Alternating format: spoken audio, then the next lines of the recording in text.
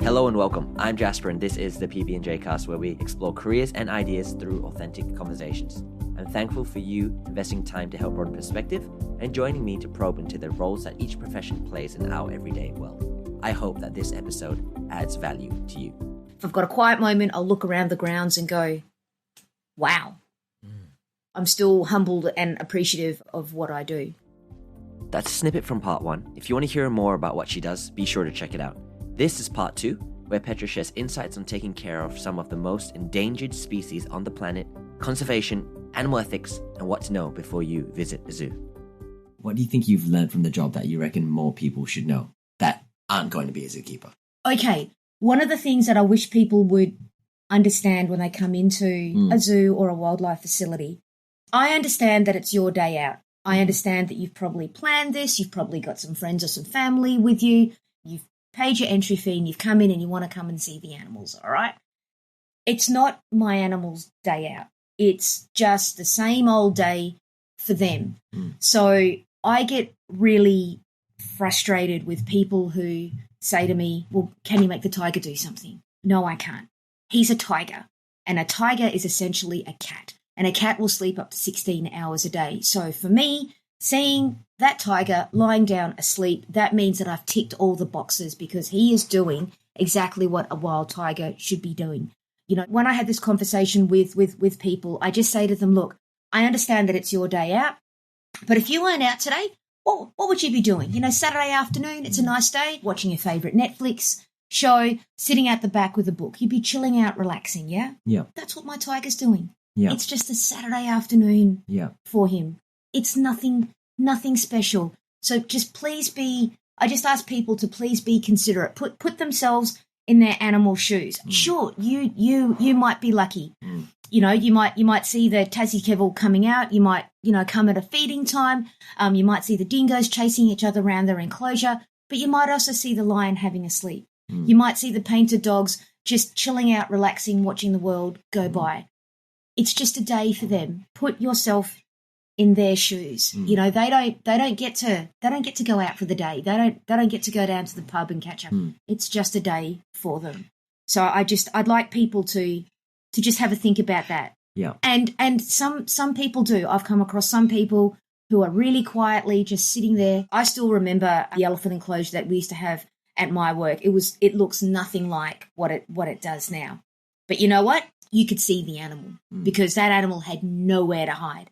Fast forward to 2021, we've come a long way. Yeah. So we now recognize that we can't ethically and healthily keep our animals in concrete bunkers. They need to feel at home. They need to have somewhere where they can get away because you know what? They can see you. There's a reason why a lot of the koalas sit with their back to the public. As an ethical institution and as an institution that recognizes that, that wants to be the epitome of animal welfare, we need to give animals space where they can get away. So if you walk through any of the enclosures first and you don't see the animal, have another look or come back later. I can guarantee you they are there. But now that we've gone to more naturalistic enclosures, the animals aren't going to be easy to spot. Yeah. So patience is key. That's a very interesting point about how it's going along that direction. Yeah. And it wants me to ask 2 questions. Sure. First one would then be, where do you think the industry is heading towards? Yep. Okay. Let's start with that. Yeah. I truly believe, maybe in my grandkids' lifetime, I truly believe that there'll be no wild left. That every animal on this planet will be in some form of captivity. Now, that may mean like a massive game reserve in Africa. Yep. But I truly believe that every animal will eventually be fenced. I feel as a species, again, my personal opinion, we're a selfish species. We don't share humans. this planet. Yes. Yeah. We don't share it very well with the other individuals that live here. We're looking for more. We're taking more. We're not giving back. You can see it in the jungles of the Amazon, in the wilds of Africa. There's not that much wild left. We are encroaching on the animals. They're missing out. Australia has the highest mammal extinction for any other continent. A lot of people think that Australia's safe, but it's not. We're no better. In fact, we're worse than a lot of other countries on this planet. And I just think at some point there's still going to be no wild left. Okay, wow. So I feel that there's definitely a place for animals in captivity. There will be, if you think about some of the larger, not that I've ever been, some of the larger game reserves in the African countries, obviously, there's no one looking after those animals except for maybe anti-poaching gangs, but there's no one actively going out and feeding the animals and making sure that they've got water. But they're still in a fenced area and they're still being protected in a fashion, right, against poachers and, all the things that we're not very good at, unfortunately. Obviously, then you get to my situation at my work where the animal care is actually quite intensive. Yeah. So, luckily during COVID, I was one of the very few people that still continued to go to work. My work was shut to the general public, so we had no public coming through, but I continued to go to work. And in fact, if nothing else, I got a pay rise because our work hours changed. We changed to a longer working day. So whereas people around me were losing their jobs, I got a pay rise and paid off and cut up my yeah, right, which wouldn't have been possible without COVID. Right. I know. Interesting. I felt incredibly guilty. Incredibly guilty. So there is very much a place for captive animal institutions in the future. There's the conservation factor, there's the education factor. So there's a section at my workplace. It kind of sits between two government agencies, and I won't get into it because, truth be told, I don't fully understand it. But these guys, half the people don't even know that they exist. And these guys breed exclusively for release. So they work with, I think it's a total of 4 critically endangered southwest Western Australian species. And all these guys do is they breed for release. So they breed up, they hatch, they grow, they rear, and then they send those animals out into the wild. So in my personal opinion, they are the unsung heroes of my work, and because they are doing the real conservation work. So my work's released 2 orangutans back out into the wild. Yep. But this crew of dedicated people just at the back of my work, they just burble away very quietly, releasing hundreds of animals every year. Wow. And that's I've been fortunate to be a part of when we do the frog releases into areas where previously the animals existed and then were made extinct. Now they're animals to those areas. So, captive animal institutions, conservation, education, and there is definitely a recreation role in society. People come to my work, they come to relax, they come to show the kids the animals. We have worked in several institutions in Australia. I've worked at Taronga, I've worked at Melbourne. I've been to Adelaide Zoo as well. I went to Australia Zoo. Our horticulture team is so dedicated. I mean, not only do they provide food for our animals, but they tend to our gardens and they do an absolutely amazing job. It's not just about the animals. And people come to just to get away from it all and have a look at the cute red panda or, see the new koala Joey. So my workplace ticks lots of boxes, and I feel there will always be a place for captive animal institutions in our world. We're so fascinated by animals. They're going to see animals at my work that they may never get a chance to see unless they go travelling, even to another institution within Australia. Yeah. I found that very interesting because you actually alluded to my next question, was the ethical argument, which then I didn't even realize that there was such a releasing conservational aspect to these enclosures. Breed for release. Is that what you're getting at? So, I mean, there's a lot of ethics about keeping animals in captivity. Yes. I'm always intrigued. So it's something which I've accepted. Okay. Obviously, else I wouldn't work there. And again, that second group of people who want to save the world, seeing animals in captivity. I've got a good friend. She's actually gone over to Africa and spent months working with actually saving baby rhinos whose mothers have been killed for their horn. She's a save the world person. And she comes back to work, and you can just see she looks at our rhinos, and it kills her to see them in captivity. There are pros and cons to keeping animals in captivity. I recognise that. Okay. It's something that I'll often talk to people about, especially with our African species. I got into this really interesting heated discussion with a South African gentleman. I just finished the rhino talk, and the rhino talk's a bit of general information about rhinos and our boys. So I always say any question at the end. And he leant over the fence and he said with this thick South African accent, He said, your rhinos look bored to me. And I said, well, sir, it's actually one of the hardest part of our jobs is keeping our animals mentally and physically stimulated. Obviously, what you see is what they have. I would love to give them more. We're hemmed in by the city. We can't expand anymore. Mm-hmm. We've done the absolute best with what we have. There are solitary species. They generally just spend their day resting or walking around, even out in the wild. We do the best we can. Oh, yeah, but they look bored. He wasn't interested in anything that I had to say, and I could feel my temper rising, which is not good. And he said, I'll take them back to Africa. They can live on my ranch, and they'll be free. And I opened my mouth to say, and they'll be dead within 24 hours with a bullet through their heads and their horns gone. But I couldn't.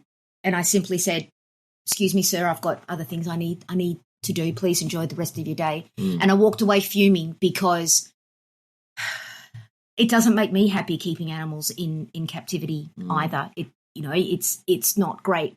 But you know what? When I come into work the next day, my rhino boys are going to be alive and their horns attached to their heads. My tiger is not going to be skinned to a rug or used in traditional Chinese medicines.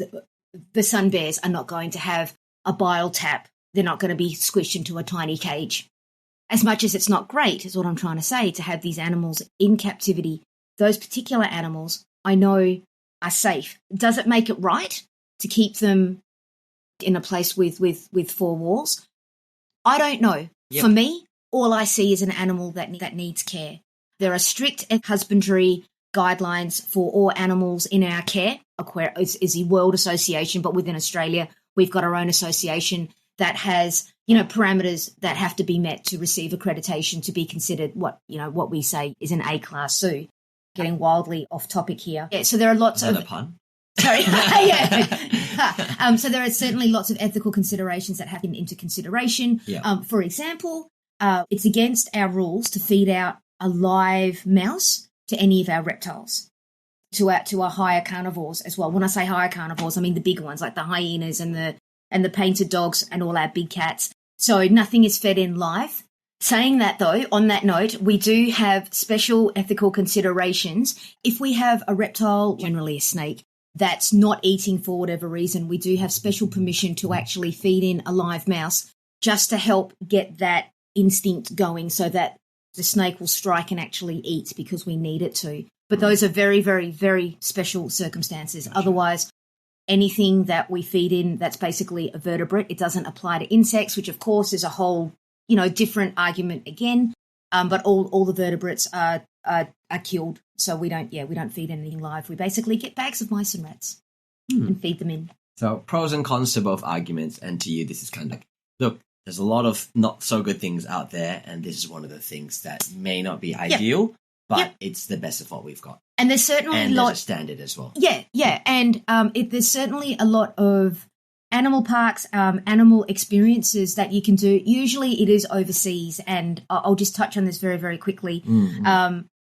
In a lot of the commonly visited tourist areas, so usually Southeast Asia, also Africa, there can be some really, interesting animal experiences. The Tiger Temple in Thailand's like your classic where people get to go and pet the tiger. We try to say, for people looking for animal experiences overseas, to please do your research, because some of these places are not ethical. They may drug the animals. What you see is not necessarily how the animal actually lives. There was this I did this course a year ago, and one of the other participants on the course found out I was a zookeeper, blah, blah, blah. Very excitedly showed me this photo of this orphan. What was it? Okay, it was he either told me it was a lion cub or a cheetah cub, and whatever he told me that it was the other. And he said, "Oh yeah, they're hand raising it because it was orphaned." And I went, "What happened to its mother?" "Oh, they don't know it was orphaned." I'm like, "What's the long-term plan of this animal?" And he said, "Oh, well, it'll be fine because it'll be hand raised." And I went, "What's going to happen when it's not so cute?" And he turned and looked at me, and I mentally slapped myself and went, "It's already done, Petra. He's had this experience. He's taken the photos. He had an amazing time. He's not looking at it from what you know. He's not looking at it from my eyes with the experience that I've had, with the knowledge that I've got, that I actually forget how much knowledge I know compared to, like, say, again, you can't see the sketchy marks, but the average person. So I changed topics and I went, it's very cute. Like he just wanted to show me, he wanted to connect with me because he knew I was a zookeeper and he wanted to show me the cute pictures that he had of the lion cub or cheetah cub or whatever it was, and that it was the other one. So we just say to people, we always encourage them, look, you know, there are so many great animal experiences you can do overseas. Just really research and just support the ones that are really putting back into the environment, because there's a lot of really horrible things that go on out there and people just want the cute photo. Okay. You know? Yeah. And because most people don't have that experience, what would you consider ethical? What do you experience giving back to the environment? Okay, excellent question. Excellent question. So the guy who's got the pet monkey on a chain asking you for $5 of the photo. That's a no, yeah. Okay, there we go. So why is that a no? Why is that a no? Yes, How did he get hold of that monkey? Yeah. All right. Good. Monkeys just don't fall from the sky. Yeah. I'll give you another example. From the tree? Our two. You think you're funny? Our two sun bears. Our two sun bears are actually ex-rescue bears. Free the bears, rescue them from their various situations. So how they have been, I guess, obtained in that sense. Yes. Whether, you know, they've been in a natural environment. Yes. You know, so one of our sun bears was confiscated from a wealthy family that had her as a pet. Wow. So she was actually really well treated. You know, she had she was fed on all sorts of things. She thought people was great, and people look at me and go, well, what's the problem with that? And I say, all right, she's a baby bear. Baby bears don't belong in houses with humans. She was only 8 weeks old at the time that she was found. Having a bear as a pet is like a status symbol. You know, it's the same sort of thing as you say, oh, I own a racehorse, and people instantly think that you're rich. Baby bears don't fall from the sky. So for that baby bear, for her to have been in captivity at such a young age, anybody who's a parent, you're not going to give your kid up. No matter how much it drives you crazy, people aren't going to give their kids up. Adult female sun bears, mothers, are the exact same. So for that bear to have been in captivity at that age, the mother was probably shot. Yep. So there you go. Number one, adult female bear shot. It's never going to breed again. Number two, this is a female cub now in captivity. Probably not going to breed, is it? And if it does breed, its baby isn't going back out into the wild. So that's the effect on the wild bear population. So that's what I mean when people look at these experiences, research them. You've got to think about, where does that animal come from? Mm-hmm. What happens to that animal when the photo taking's done? Does it go back to a nice place? Does it go back to a nice enclosure? Obviously, it's a captive animal. They're not going to kick it back out into the forest, are they? What happens to that animal? The takings that particular company, you know, takes from the day, what is it doing with that money? Is it putting it back into the business so that it can obtain more animals illegally? You know, is it paying people to go out and capture tiger cubs or elephant calves, or is it supporting a less scrupulous business? For example, there's this thing over in Africa called canned hunting, where people actually grow lions so that people can come and shoot them and hunt them and then hang them on their wall. What's an example of that? So chances are that bottle-fed lion cub, that animal, it's being bottle-fed. It's never going to learn to hunt. It's never going back out into the wild. But at some point, that cute little fluffy lion cub isn't going to want milk. It's going to want meat. So what happens to that cub next? What happens? What is that next stage? There are some places where you can walk with lions. So you can walk across the African savannah with these lions. Where did those lions come from? What is the future of those lions? If those animals are just walking along with humans, can it hunt? Can it fend for itself? What's going to happen? Or is it going to go back to its pen, and when it gets its full mane, is it going to be released into an enclosure where people come and shoot it? Yeah. That's the sort of thing you have to think about and support the ones that are putting back into the environment. Yep. Tell me how. Exactly what conservation programs are you supporting? Show me what you're doing with that money. Prove it to me. Show it to me. So it's just a little bit more work. Yeah, fair enough. Does that definitely can hear like a lot of skepticism, but clearly for good reason. Just because and you know what, to be absolutely fair, I feel like a little bit of a hypocrite. I haven't experienced this myself. I'm going off what other people have seen and what other knowledge is out there, because I simply wouldn't do it. I mean, gosh, the place where I kennel my animals when we go away, their sign is the owner, you know, draped across. She's got a photo with a tiger, and I cringe every time I see it. they actually take excellent care of my animals, and I would happily recommend them. Which is, that's why you bring your animals there. Yeah. But I cringe every time. Fair enough. No story is too big or too small. If you know anyone who'd like to be a guest or to share your own story, please reach out and you could be next. Interesting. A lot of people don't know any better. Yep. And I see that as one of my roles as a zookeeper, besides looking after animals, is giving people that information that they haven't stopped and thought about. People are often horrified. You go, oh gosh, I did that, and I'm like, okay, yes, but you didn't know. Now you know. I've given you the information. Make informed choices. That's all I ask of you. And you might not. You might go to Bali or Vietnam or Laos or whatever, and you might go back to that place. Oh, what does that zookeeper know? That's your choice. We're just asking you to stop and consider. Maybe there's a different experience you can do rather than that one that I would love a photo with a tiger, but finding an ethical one. Get one at work. Briefly. Sedated. Yeah, we might all take photos of the tiger when Let's not get into that one. He's out. Yeah. No, fair enough. I think that because I've backpacked and I've met the very typical let's take a picture type people, and I think there's a lot of people out there that genuinely care.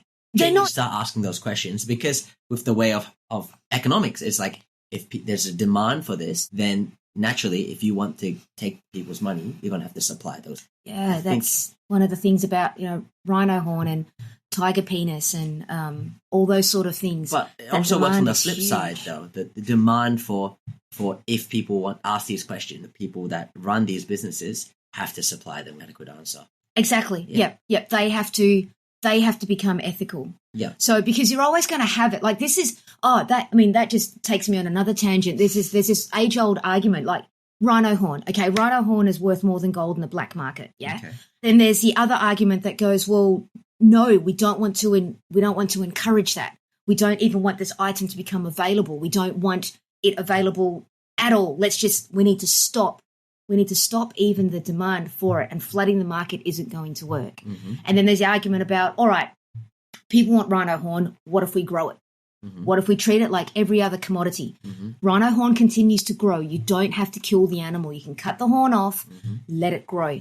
But then there's going to be the buyers. I guess it's going to be kind of like, how can I put this? All right, here's a really good analogy. Cage-free, like barn-laid eggs, cage-free hen eggs versus caged eggs, right? Now, there's this big trend to going towards cage-free eggs, at the shops, but you pay a little bit more for it. It's going to, people say it'll be the same with, like, the buyers of the rhino horn don't want the caged rhino horn. I went on a wild tangent. No. Interesting. I wasn't coming from it from that point of view. No, I understand. But that does make sense as well. So what's your take on it then? What's your personal take? With rhino horn? Is it worth it to try to grow it? Or you think, nah? I don't know enough about it. Gotcha, yeah. I don't know enough about it, I think, to make an opinion. To me, it just sounds ludicrous because rhino horn is made of a substance called keratin, which is the same stuff as our hair and our fingernails. Yeah. So I always say, it's sold as an aphrodisiac. I always say to people, if you're looking for a boost in the bedroom, have a chew on your toenails. It's the exact same stuff.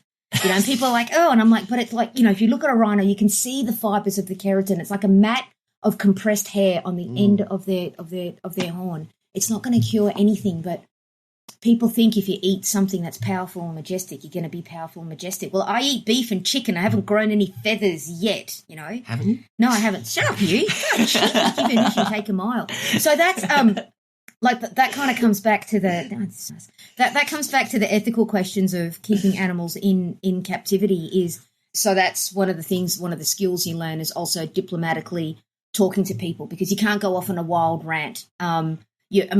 Everyone has their personal opinion, but you have to remember that you're representing the organisation that you work for, and you can always direct people through to those who are their job is to talk to people about how and why what we do. That's not my specialty, but that's media and communications specialty. So, but you learn like talking to people. I always acknowledge people's concerns. I remember years ago, I was working a function and I just started working with a tiger and I thought it was pretty cool.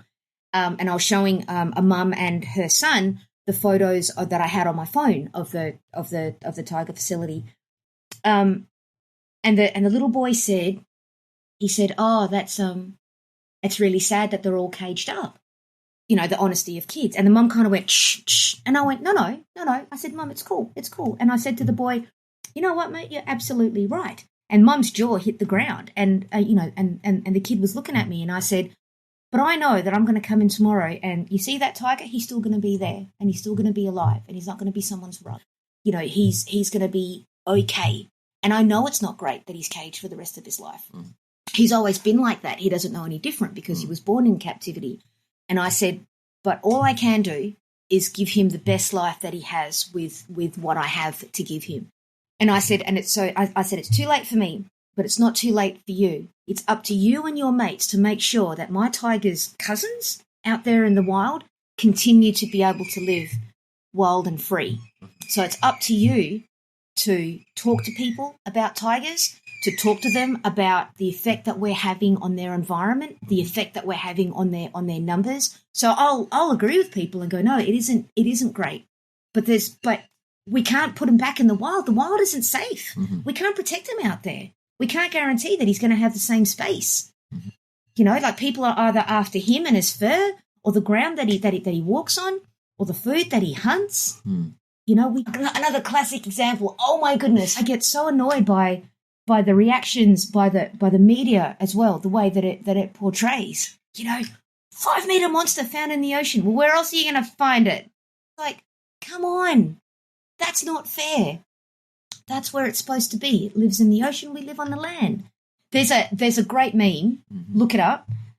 Sharks are friendlier without pointy teeth. And what they've done is superimposed. I've seen that. Have you seen it? Yeah. And oh my God, is that not the best? Like with dentures. Yeah. Human teeth superimposed. They look like they're smiling. You don't see those pictures on the front. And, you know, easy for me to say I've never been attacked by a shark. I've never lost anyone to a shark attack. I don't know what the answer is. There's got to be a way that we can share this planet with everything and everybody. I can't think of another species that's had the same effect on this planet like what we have. Like, you don't see sharks making humans extinct. I get really worked up about sharks because it just frustrates me. Again, I haven't been. I think on a more optimistic note. Down the rabbit hole of doom and gloom. Because I just recently on the whaling station. Right? Cool. Yeah. Is it good? Yeah, it's not bad. And I think what they talked about, they talked about the ethical side of things and how they, now they know better and all these things. We are possibly one of the only species that has brought so much extinction. We've altered the environment so much. We are also, I think, the only species that actually tries to reverse that as well. We can. Yeah. Well, at least we try and we care. Yep. Whereas a great white won't be like, damn it, my plankton are extinct. Do you know what I mean? I don't know whatever they eat. Whatever. Not plankton. No, I see, the whale wouldn't say that to the plankton. I see what you mean, but I mean, the shark wouldn't. I'm not excusing the extinction. Yeah. But we have the power to reverse it. I hear what you're saying, like refusing that plastic bag. I think choosing products without palm oil. A bit more than just we have the power to reverse it. I think it's to acknowledge that we actually also have the intellect to care about it. It's true. It has to begin there. Because if you don't care, then what's the point? Yep. Just like I was telling that 7-year-old kid. Exactly. Yeah. Yeah, so that's interesting. What about, hopefully this is not another rabbit hole, but then what about... Sorry, mate. No, it's good. What about then domesticated pet? Where one of the big arguments for conservation of the big wild animals is these guys would not survive otherwise. These are the cards that we have dealt with. What about in terms of domesticated animals, saying these guys, there wouldn't be a market if not for... Do you mean the ethics of keeping domestic pets? Just having a family pet. Like, what are the ethical dilemmas in that side of things? I personally haven't given it too much thought, to be very honest. All right. Cats. Domestic cats. Pet cats. There's a real push for people to confine their cats. For a very long time, cats have been traditionally used as pets, as vermin control, and traditionally a lot of people haven't, kept their cats inside, which I've never quite understood because we have to confine dogs but not cats. Now there's a real push to keeping cats indoors, building, enclosures next to houses so that cats don't roam. Ethically, I think that's a really good choice. My workmate at work, now he knows that I have a lot of cats. For those playing at home, I have 6. He actually chooses not to have a pet cat. He loves animals, all right? He's been a zookeeper for over many years. He's current. He said to me, Petra, I've got no problem with what you do. I've got no problem with how you keep your cats, but I choose to not have a cat because it can't be free. And I'm like, instantly one of my, and he's like, no, you're not listening to me. And he was right, I wasn't. He said, even with an enclosure, my cat can't be free. He said, my dog can run in the backyard, but I can't do that with a cat. And I said, you can enclose a cat. You can completely net your whole backyard. And he said, but no, I can't because birds are going to get in through that net. And my cat looks up and it never sees the sky. It sees a net. It's the first time in a really long time where I questioned my pets, where I questioned my pet choices. Out of my 6 cats, 5 are rescues. So I thought I was doing the right thing. I haven't, except for my Siamese. The others have come from like foster carers. So I'm giving them a second life. One of my cats is harness trained by my daughter. So he goes out for walks with her around the backyard, but he's not allowed to just, run. He's on a harness so that we don't lose him over a fence and he doesn't pounce on a bird. Am I doing the right thing? I don't know how to answer that question. And I suppose I'm a little afraid. I'm afraid that I'm doing the animals when I've been telling myself all these years that I have. I don't know. Fair enough. Thanks for your honesty. That's all right. It's the same with my guinea pigs. Try to give my guinea pigs as much room to roam, but am I doing the right thing? My chickens and my ducks have the roam of the backyard. Is that enough space? I like to think it is. I don't have aviary birds for that reason, that I could never build an aviary big enough. My dog gets to go for walks. Have I done the right thing, my cats? I don't know. From what I'm learning in this conversation, it seems like there are different tiers of it, and it's like at almost a very fundamental tier. It's the existence itself. Like, will this lead to extinction? Then after that, there's more of the welfare side of it. Is this a line or then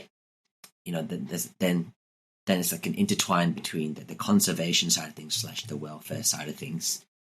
And I guess for myself, I don't get bogged down in those details. Again, my workmate who made the panda hammocks. Yeah. She was saying, all right, we shouldn't have red pandas at our zoo. And I said, oh well, okay. I'm like, wow, you've looked after them for years. She says, yes, I have, but they're a Nepalese species that are designed to live in the Himalayas in very cold climates. And she said, they're an animal that is completely covered in fur. They even have fur on their pads, which is that it's very unusual. And she said, and they really suffer through our summers. And I said, but it gets hot in the Himalayas. I said, I'm sure I've read somewhere, or she's done a lot of trekking through the Himalayas. Excuse me. I'm sure she said, I'm sure you've told me it gets to 32, 33. She said, yeah, 32, 33, Petra, not 41, 42. And I said, oh, but we've got the cooling system, we've got misters and ice blocks. And she said, I'm not sure it's enough. And I said, but they've bred. We are quite successful in breeding pandas. I always thought that was the benchmark. If an animal successfully breeds and you're hitting all the right markers. And she said, look, yes, she says, we've bred pandas, for heaps. It's been great. And she said, but the lifespan's supposed to be 15, 16 years. Our pandas aren't making it past 11. Why is that? And I went, oh. I said, okay, that's a really good point. She says, and I've always wondered. Oh, and she said, and then they get this thing called the panda blah, which is, it's literally been coined the panda blah because no one knows what it is. The pandas basically go into a blah mode where they're just lethargic. They don't want to eat. Their feces go all weird, and this happens, for a week or so, and they drop weight, and then all of a sudden they're fine again. And there's we had a similar thing in our koalas, which I mate said, I've always wondered, is it because of the heat? Like, there are other institutions in Australia that keep pandas, so that particular ethical question hadn't occurred to me. Does it make me a bad person? I don't know. Some would say yes. Others would say, well, no, because at your level you're not necessarily thinking about that. But I'm a zookeeper, so is it something that I do think about that? And I guess there's a part of me, again, being brutally honest, I choose not to think about that. Doesn't matter whether we should or shouldn't have them. The point is that we have them, and I've got to do the best I can for them. My workmate, she works really hard. She's also having some issues with just, I guess, because she can't necessarily let go, or she feels like she can't do enough. I recognise my limitations. She just wants to do more for her. Again, I don't know if that makes me a bad person. It's actually relatively common through zookeepers to be vegetarian and or vegan because I don't agree with the way animals are farmed for human consumption. I don't have the willpower to be vegan or vegetarian. I like my steak too much. So, yeah, there's a lot of ethics. Very interesting. I don't think you're a bad person. You're very kind. You have to say that. No. I don't think you're a bad. What even constitutes bad? That's a whole different podcast. Yeah, not going to get into that right now. But, I really do respect how you do the best with what you have. And like you said, regardless of your role, that is something that whether you're at level 1, you're at a government level, you always should be doing the best with what you have. And then I guess, yes, it is another podcast. And that's another question to ask. And that's something, if you got 6 different zookeepers in here, you'd have 6 different. I guess it's just figuring that away as well. Well, yeah. Well, that's interesting. Let's bring it to a close. Anything else you'd like to add? And then we'll do the quick questions. Okay, sure. I guess I'd like to add that it's a job that I'm grateful for, that I fell into because the grand plan was to be a vet and I didn't get to vet school. And I'm actually really glad. You talk about fate or God's plan or whatever. I wouldn't have made a good vet. I think I'm an all right zookeeper, but my job satisfaction is pretty high. I mean, there's the usual crap, there's your alarm going off at 5 o'clock on a Sunday morning when you can hear the rain bucketing down, it's just going to be a really crap day. But when you're hand feeding the sun bear, when you're slapping the rhino on the butt, when you're scratching the kangaroo under the chin, when you get to do stuff like that sort of cancels it all out. But it's not for everybody, It's a repetitive job. It's a hard physical job. It's working Christmas Day, New Year's Day. It's working rain, hail, sleet, snow, shine, all the rest of it, 42 degrees, 12 degrees, and rain. God, I hate winter. It doesn't pay that great for the hours that we do, for the qualifications that most of us have. But it's enough for me, and it's enough for the people that I work with. And I guess if people can just, if they come through the zoo or any wildlife park, to just put themselves in the animal shoes for a little bit, or come first thing in the morning, you're more likely to see an animal then, because most species, including us, middle of the day, we just want to chillax. No, it's a good job if you like animals. Oh, thank you. Thank you for answering, especially the tough questions. You're most welcome. Yeah, I'll edit out. Do your editing. Yep. Edit out what you like me to. But before we end, let's go quick questions. Oh, here we go. You have 1 minute and you are competing against all the other professions. So take this as you are representing all zookeepers in the world. The pressure. It's just a points-based thing. So as many questions as you can in 1 minute. You can skip, but you only get 1 skip. After that, it's just... Right. Yeah. Okay. Here we go. Yep. All righty. We'll start off. Let me put on the stock time. With the timer. And you can see that as well. 1 minute. Would you recommend listening to your own podcast episode? Yeah, why not? Okay. Favorite animal? Dog. Okay. Would you ever run your own zoo? Never. Okay. 1 lesson learned in 2020. Take it as it comes. Okay. Nothing is forever. If you couldn't be a zookeeper, what other job would you do right now? Probably a vet. If you could do any job in the world, regardless, like magic wish, what would you pick? I'd go back to working with marine mammals, just something with marine mammals, playing with seals. Where will you be in 5 years? Probably doing this. Okay. Life mantra / most valuable lesson. Go with the flow. You're not in control, no matter what you're thinking. What profession would you like to listen to? Ooh. I got nothing. Time's up. I got nothing. Would you like to know how you did? Sure. Except You've got 8. Okay. I believe. 1, 2, 3, 4, 5, 6, 7, 8. You got 8. So I didn't include the last one. okay. Or 8, you'll be on the leaderboard. I'm gonna start tallying it. I did that to the last guy as well, so we'll see where you go. And I think we're gonna end it with one final question. And what is the thing you are most grateful for?